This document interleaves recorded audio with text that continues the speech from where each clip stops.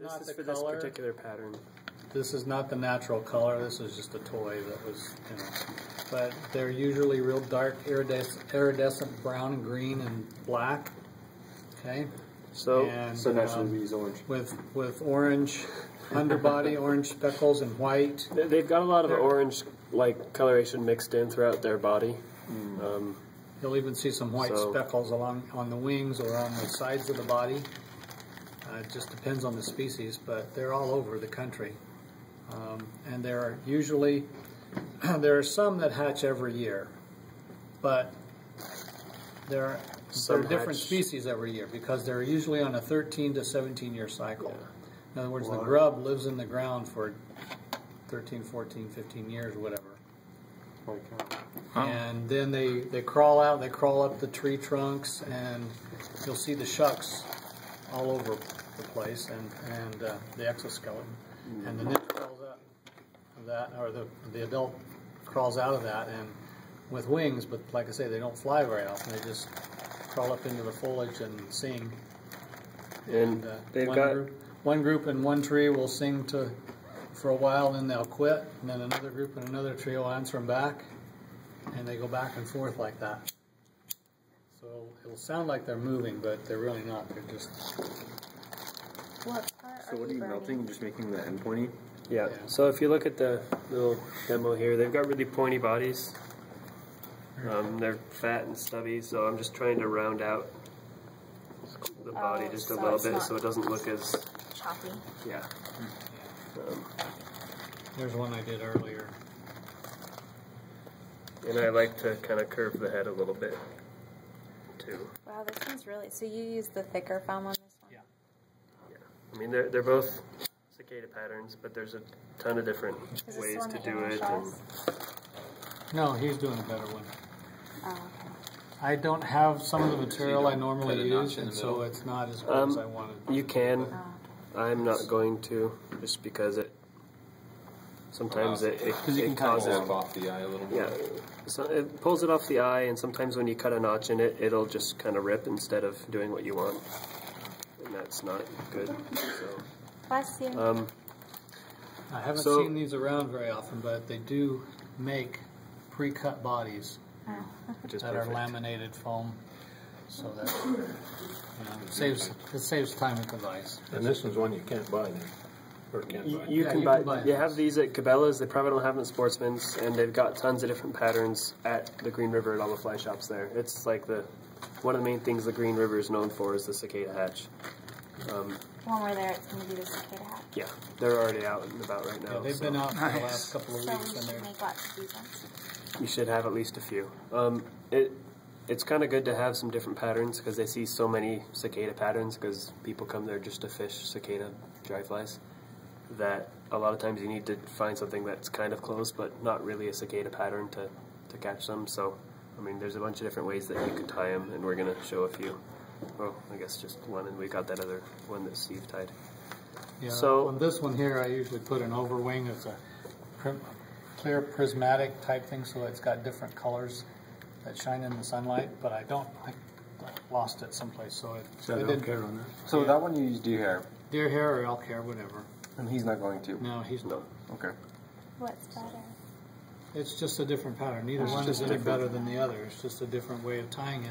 It just depends on the day. If you look online, like I did today, I went online and just Googled cicada fly tying, or fly pattern, cicada fly patterns, whatever.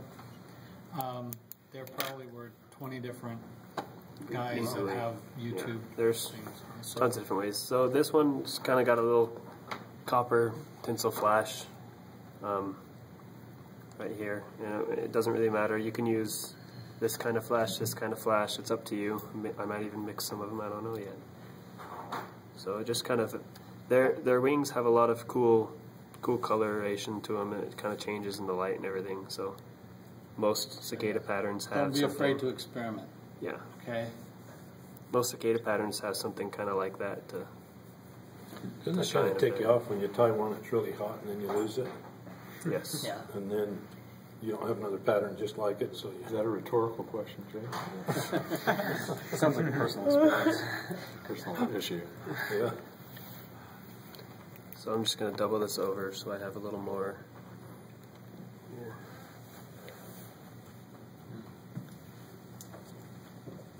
And I'm kind of creating a wide patch here to tie my stuff in on. That's for a few different reasons. One, it's just easier to tie things in. When we put the legs on later, if it's too sharp of an angle, the legs just stick straight out instead of splaying out how you really want them to. And that kind of causes other problems too. So I'm actually going to add a little bit of this in here as well, just for fun.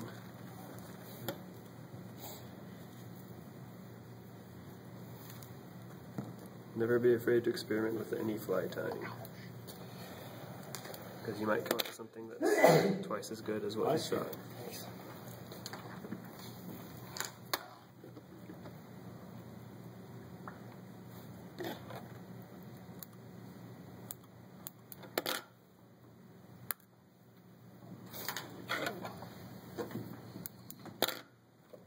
Oops.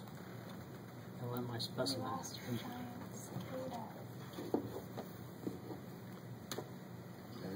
Put that back in your kid's play box. Actually, my wife bought a whole bunch of these replica insects for the grandkids to play with, you know. So I Put have on the got a bed. couple of them. Underneath your bed. This one, your shoe. there was a little mouse too. What if you hook that Interesting on, you know, comment. throw it out there? Radioactive. Yes, seriously. Okay, next Get mole rats? is this Chernobyl mouth. white kind of poly yarn type stuff. This is going to be like that wing case, or not the wing case, the wings that stick out off the back of the bug.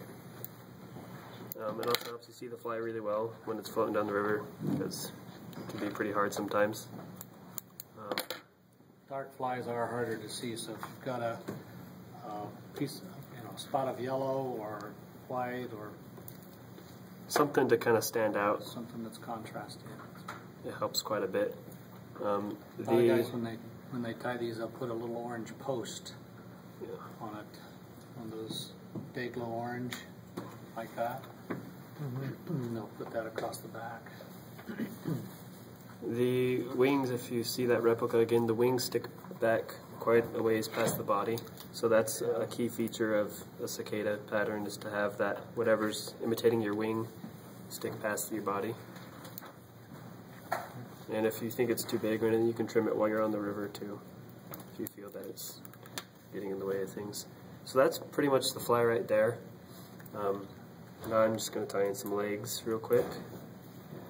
So when you tie in the legs, I'm just going to do it so you can see here. What's the leg made of? Is that a piece of rubber? Yeah, it's called rubber leg stuff. It's just little strands of rubber here. So you're just going to kind of lay it like that, and when you tie it, it's going to kind of push it up and have it stick out. That's why we have this wide base here that I was talking about before. So you put it on the side. Yeah, it goes on the side. Oh, And so this piece goes like that, and that piece goes like that, not crisscrossed. Right. Okay, I didn't realize that. Yeah, because if you can take it and bend it like this and hook it underneath your thread, tie it down, and you'll have that tied in there like that. So you've got two. Yeah. For me, this is the hardest part of the fly. It's just getting the legs to sit right. The rubber it sometimes doesn't want to do whatever you want to do, and it twists. And the front leg should be shorter than the back legs. Yes. Yep. So that's just kind of that's one side. And then Do you I'm just want to going put to 6 legs in? 6 is more accurate. It's harder to do. But it's harder. So In fact, I'm just not going to. I pulled these ones out because one was the knot. I tied knots in the legs for little knees, because it makes them bend. So And then as I was trying to tie them down and pull it tight and get them adjusted right, they pulled out anyway. So So we're counting on mathematically challenged trout. Yes. yeah, It is much harder to get a 6 leg in there, because with this you're just putting one point that bends the same piece and it sticks out. To get a third one in there, it's just awkward. yeah. So. Then you have to get in there and trim down. And the fish will still eat it even if they're missing legs. Oh Yeah. They don't mind defective cicadas. No, No, they love rubber legs they're too. not going to count their legs. Fish love legs. It's just a fact. So that's about it. And then Just bring it up under the eye there, and whip finish like normal. Try not to get the leg in the way. So there should be like a 1/4 of an inch wide? The foam? I don't know, I just kind of cut it and put it on. Depends on how wide you want the body of the fly. And there's a pretty simple cicada pattern. It is. It looks hard. Sweet.